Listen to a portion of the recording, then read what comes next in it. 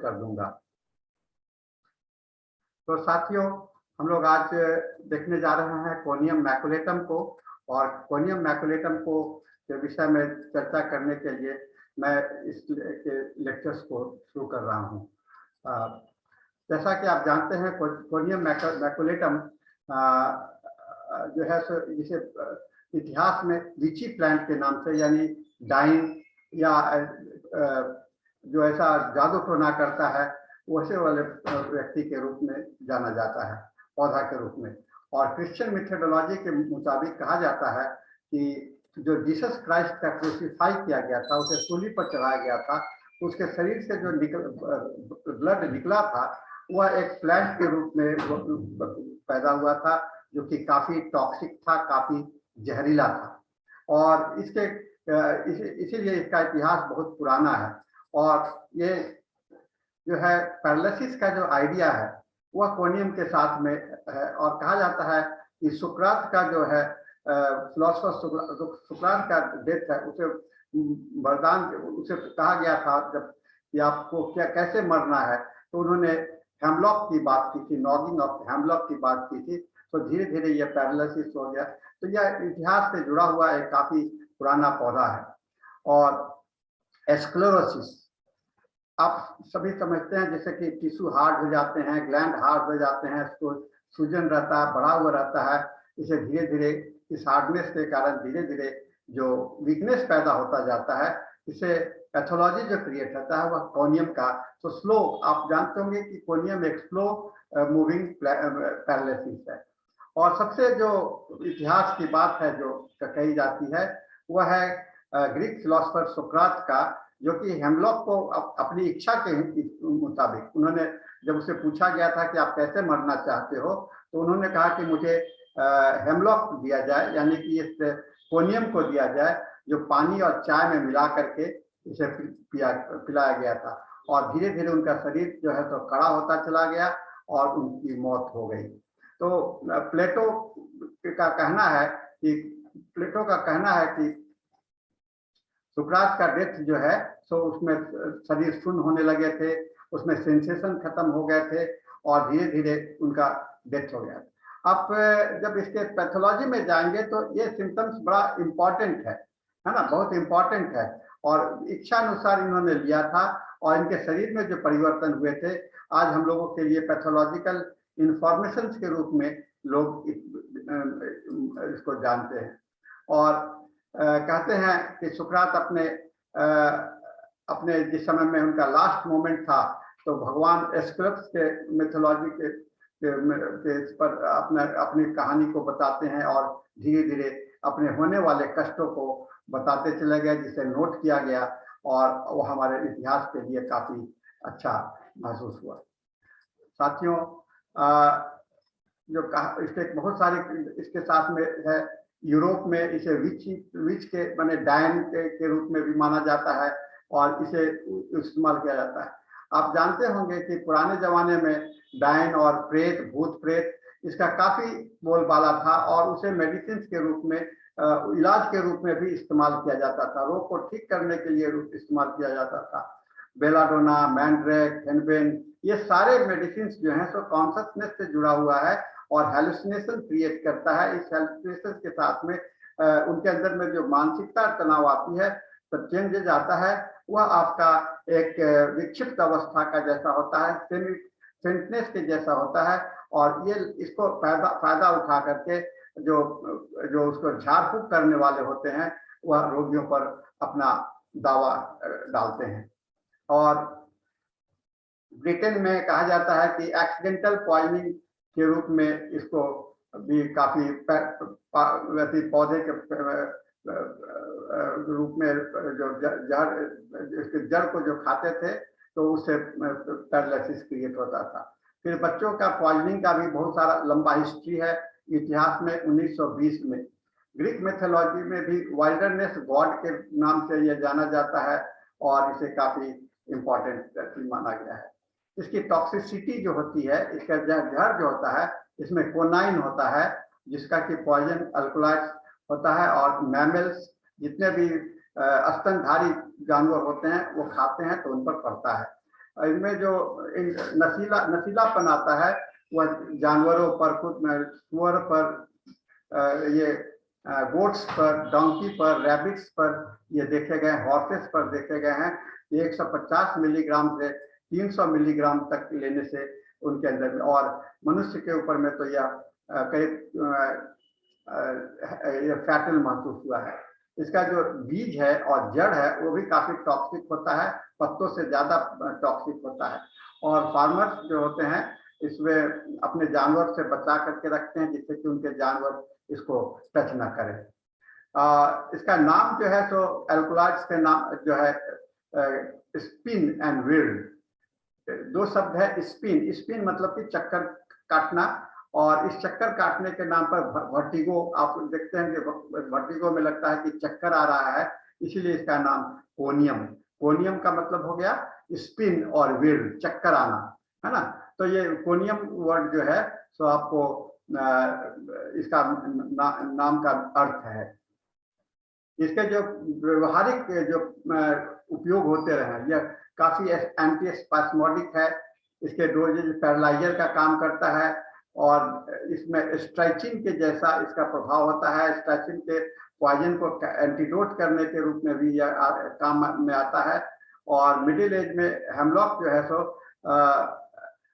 कुछ धनिया के बीज के साथ मिला करके पागल कुत्तों को ठीक करने के लिए भी यूज किया जाता था। न्यूरेल्जिया और रिमेटिज्म को भी ठीक करने के लिए किया जाता था। और स्क्रोफुलस डिसऑर्डर पे जो गांठ हो जाते हैं शरीर में, और यूज किया जाता था। ग्रीक और अरेबियन फिजिशियंस जो हैं सो इसे ट्यूमर को और ग्लैंड्स को, जॉइंट्स को और स्किन प्रॉब्लम को यूज करने के लिए इसका उपयोग करते रहे हैं।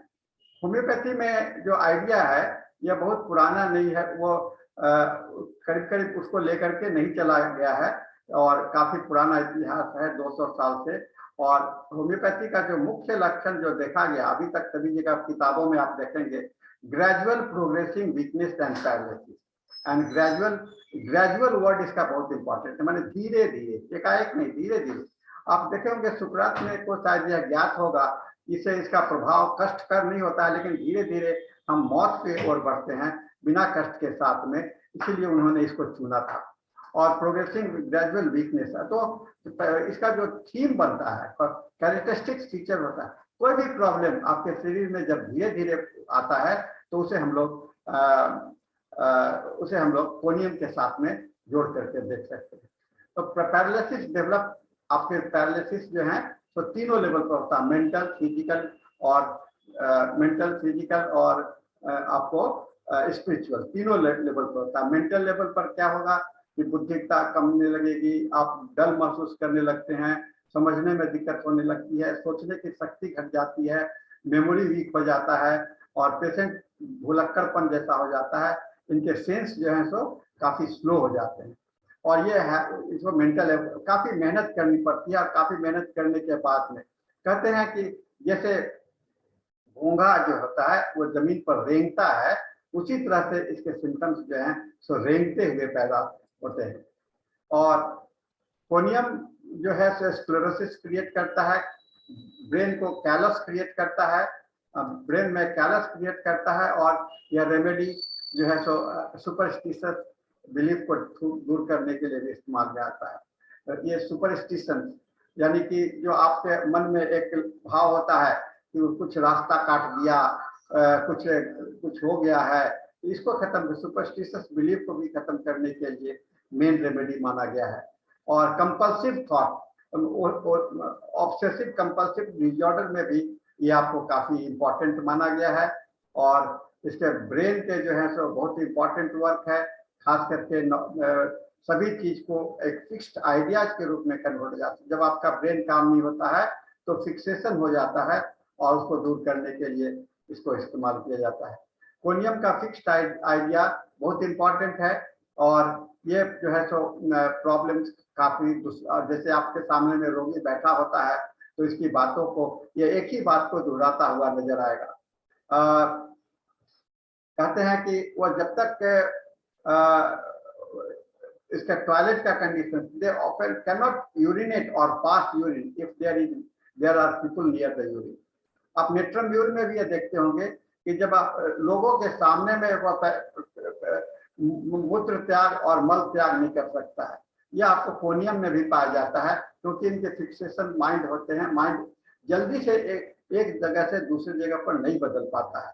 इसमें काफी कॉन्स्टिपेशन होता है और ट्रैवलिंग में ये बढ़ जाता है कॉन्स्टिपेशन और बिहेवियर, यानी कि जहां भी मोशन की बात आएगी, परिवर्तन की बात आएगी, वहां इसके कष्ट बढ़ेंगे।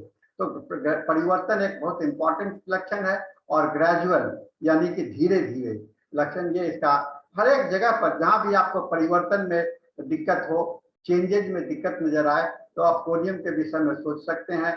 परिवर्तन और आपको धीरे धीरे कोई लक्षण डेवलप करता है, वहां भी कोनियम के विषय में सोचा जा सकता है।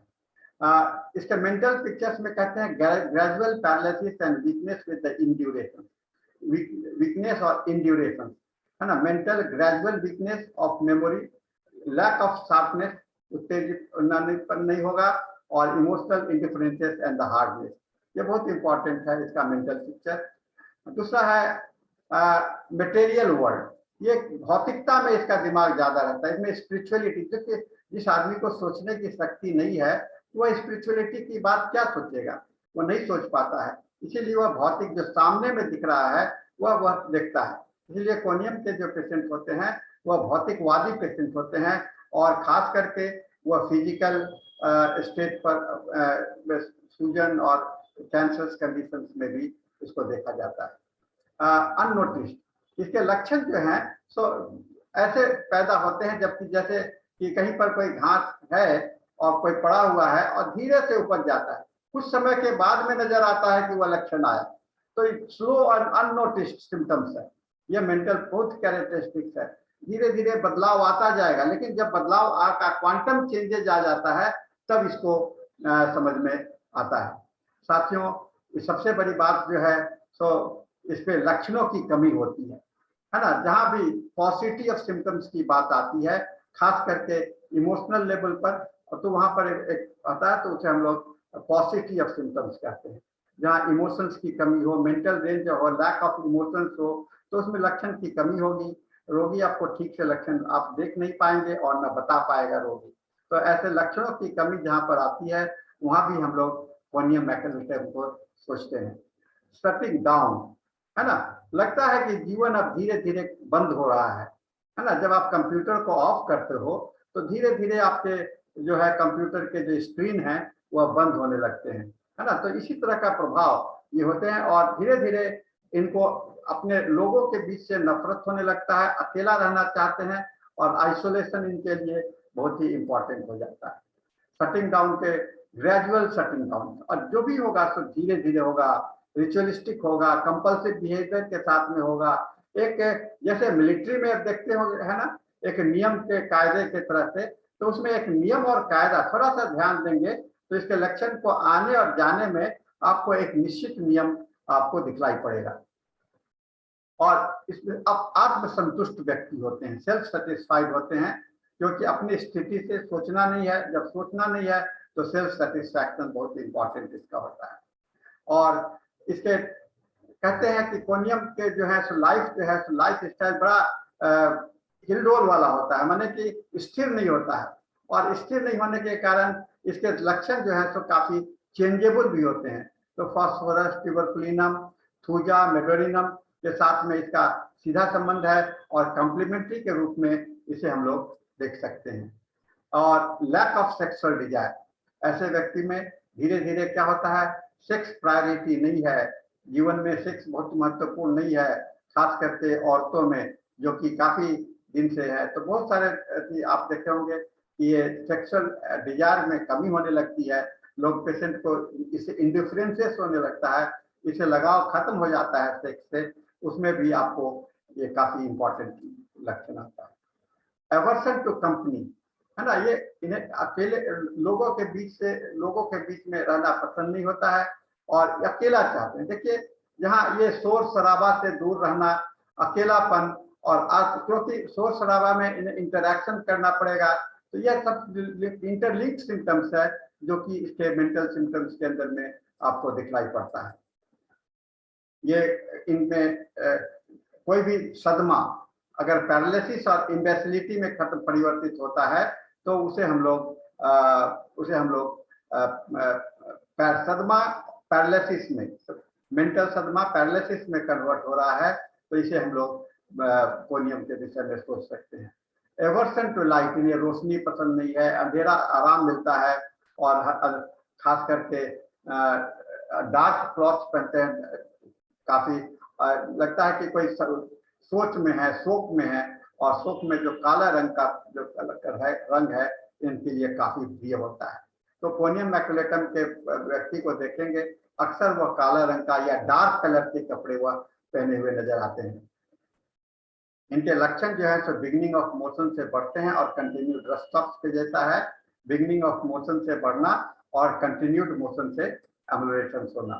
प्रेशर से इनको आराम मिलता है, और रगड़ने से, है ना, दबाव, जितना ज्यादा हार्ड प्रेशर देंगे तो कष्ट में आराम मिलता है। साथियों, इसमें बैठने पर आराम एग्रीवेशन होता है, और लेटने से भी एग्रीवेशन होता है।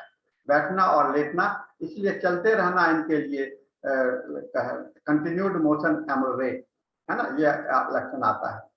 सप्रेशन ऑफ सेक्सुअल डिजायर, और खास करके एंजाइटी, सैडनेस, इरेक्शंस का कमी, mental problem, forgetfulness, emotional problem, इस सब के कारण सेक्सुअल डिजायर का सप्रेशन हो जाता है, और ये आपको इसके लिए कैरेक्टरिस्टिक फीचर होता है। तो एंजाइटी के कारण सेक्सुअल डिजायर सप्रेस हो गया, इरेक्शंस नहीं हो रहा है, खास करके स्टेरिलिटी के पेशेंट आएंगे और मेल स्टेरिलिटी के, तो उसमें देखेंगे सभी कुछ तो नॉर्मल है, लेकिन इस व्यक्ति का केवल चिंता और घबराहट के कारण इसके अंदर में हो रहा है, एंटीसिपेशन के कारण हो रहा है। सप्रेशन ऑफ सेक्सुअल डिजायर का जो है सो कोनियम का बनता है, खास करके जब उसके पार्टनर का डेथ हो गया, उसके पार्टनर बीमार हैं, अगर रोगी को एड्स का भय है, रिलीजियस धार्मिक कारणों से भी लोग सेक्स नहीं करते हैं, और कभी कभी कोई मन में बैठा लेते हैं सेक्स पाप है, वह भी एक कारण बनता है, और कुछ आध्यात्मिक कारणों से भी सेक्स के सप्रेशन का डिजायर होता है। ये सारे जो लक्षण हैं आपको ध्यान में रखना चाहिए। जब सेक्सुअल डिजायर सप्रेशन की बात आती है तो क्यों हुआ उसको, ये कारण को ढूंढने के लिए ये कुछ हिंट्स आपको दिए गए हैं, ये आपको अच्छा जानकारी देगा। साथियों, प्री मैच्योर एजिंग, है ना, ये समय के पहले बूढ़े हो जाते हैं, है ना, समय के पहले बूढ़े हो जाते हैं। यह आपको बहुत इंपॉर्टेंट फिनोमेना आपको कोनियम मैकुलेटम के साथ में देखने को मिलेगा। इसके ग्लैंड्स बहुत अफेक्टेड होते हैं, और मैलिग्नेंसी और की टेंडेंसी होती है। ग्लैंड जहाँ जहाँ देखते हैं, pineal gland, thyroid gland, thymus, सभी ग्लैंड्स इसके अफेक्टेड हो सकते हैं, कोई ना कोई इफेक्ट होता है, और उसमें धीरे धीरे मैलिग्नेंसी। तो ग्लैंडुलर रीजन में अगर आपको पहले मैलिग्नेंसी है तो हम लोग कोनियम का स्थान वहां पर आ जाता है। साथियों, मेंसेस के समय में जब प्रॉब्लम होते हैं तो चक्कर आना, गर्मी महसूस होना, पसीना होना, और आंख बंद करने पर और ज्यादा बढ़ जाना, ये इनके प्रॉब्लम होते हैं, क्लाइमेटिक प्रॉब्लम्स मेंस्ट्रुअल साइकिल के साथ में। इनके वीकनेस बहुत ज्यादा होते हैं बेड पर, और कंपन होता है, ब्रेकफास्ट के बाद में इनको आराम मिलता है। इनके वाइन से, मिल्क से के लिए, वाइन से, मिल्क से एग्रीवेशन है, ये कॉफी चाहते हैं, सॉल्टी फूड चाहते हैं, और खट्टे चीज को ज्यादा पसंद करते हैं। इसके कुछ पर्टिकुलर सिम्टम्स हैं जो कि कैरेक्टरिस्टिक्स पर्टिकुलर के रूप में देखा जा सकता है। वर्टिगो एंड नमनेस और stiffness of neck external through, prostatitis माने प्रोस्टेट ग्लैंड्स का बढ़ जाना, उससे यूरिन को पास करने में दिक्कत हो जाना, इंटर में रुक रुक करके पेशाब होना, साथ में सिर का दर्द, पसीना आता है। हेवी ड्रूपिंग, आंख का जो आईलिड्स है वह नीचे की पलक गिर जाता है, और स्वेलिंग, मैमी का स्वेलिंग भी इम्पोर्टेंट है इसके लिए, है ना, खास करके चलने पर और कोई भी झटका लगने से बढ़ता है।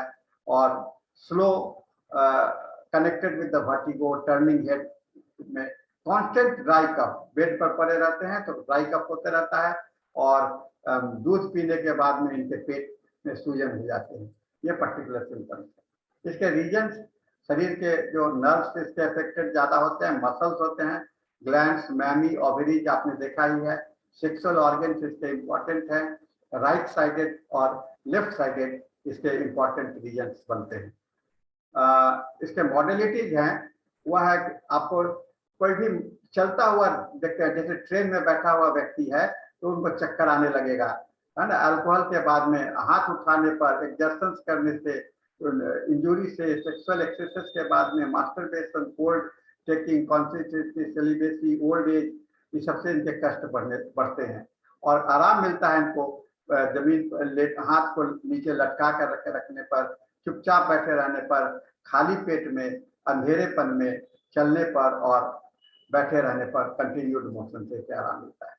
इन्हें खाने में पसंद नहीं है, ब्रेड अच्छा नहीं लगता है, ब्रेकफास्ट नहीं अच्छा लगता है, पीना नहीं चाहते हैं, खास करके गर्मी बुखार के समय में मिल्क नहीं अच्छा लगता है, टोबैको अच्छा नहीं लगता है। इन्हें कॉफी काफी पसंद है, सॉल्टी फूड पसंद है, सावर फूड पसंद है, सिरका इन्हें पसंद है, ब्रेड इन्हें अच्छा लगता है, चारकोल इन्हें अच्छा लगता है, कोयला। और इनके कष्ट बढ़ते हैं मिल्क, वाइन और कोल्ड फूड से। इनके कष्ट आराम होते हैं हॉट फूड से और वाइन से। साथियों, तो संक्षेप में कहा जा सकता है कि इस पैरालिसिस के इसके लक्षण जो है सो gradual paralysis on all level, सभी स्तर पर ग्रेजुअल पैरालिसिस होता है, खास करके रिजिडिटी के साथ में, और मेटेरियलिस्टिक व्यक्ति होते हैं। सन्स लाइट, अंधेरा पसंद है, रोशनी से ये है, और लोगों के बीच रहना इन्हें नापसंद है ना। रोशनी से नफरत है, लोगों के बीच रहना नफरत है। Cancer affections of the gland, है ना, किसी भी ग्लैंड्स का कैंसर अफेक्शंस में भी इसे देख सकते हैं।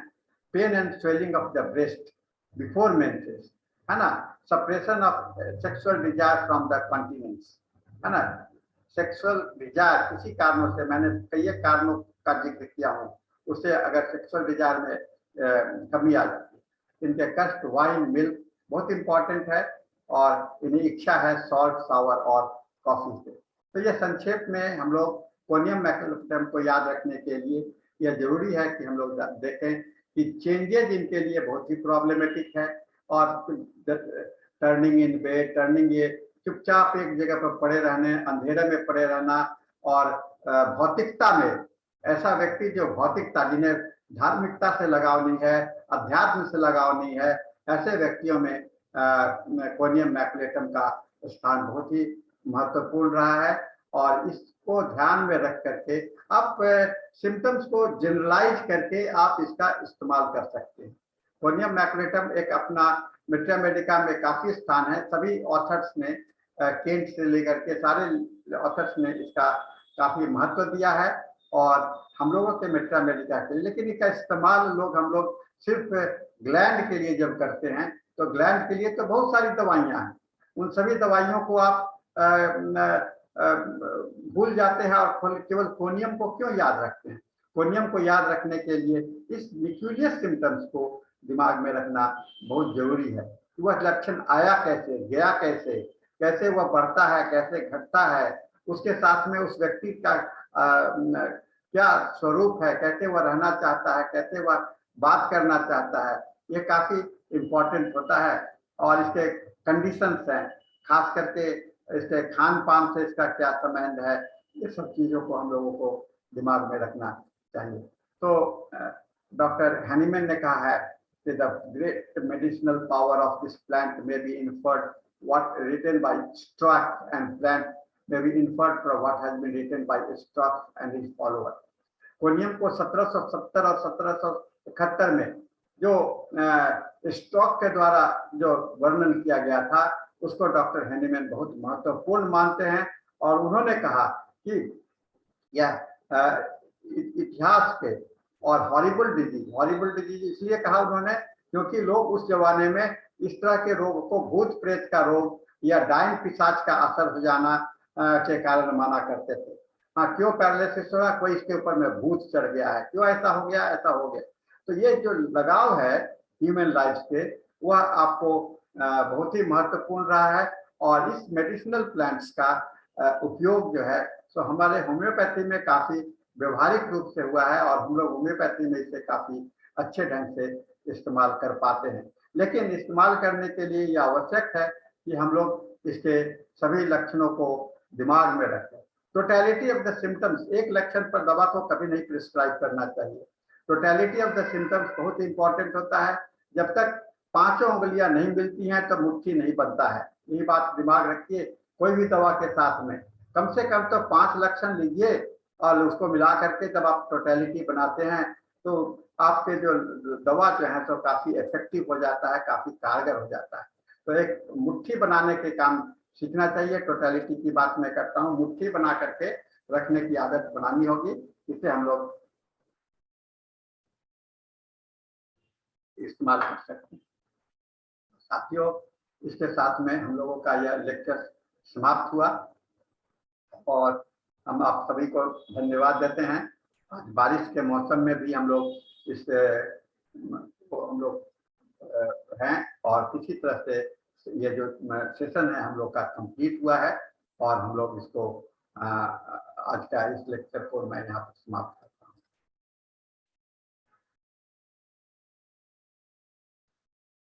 तो अब समय, क्योंकि हम लोग आज बारिश के चक्कर में समय भी समाप्त हो गया, हम लोग अब ज्यादा बात नहीं कर पाएंगे। आप वीडियो इसका देख लीजिएगा, वीडियो मैं कल अपलोड कर दूंगा और हम लोग इसको ये फिर से देख पाएंगे। तो मैं इसके साथ आज का इस सेशन को समाप्त करता हूँ। कुछ लोग अभी भी ज्वाइन कर रहे हैं, है ना, तो मैं बार बार कहता हूँ आप लोगों को कि थोड़ा सा समय की पाबंदी रखिए, तो थोड़ा सा कुछ ना कुछ तो असर पड़ेगा ही, कुछ ना कुछ तो हम लोग समझ पाएंगे। तो साथियों, मैं इसके साथ में रिकॉर्डिंग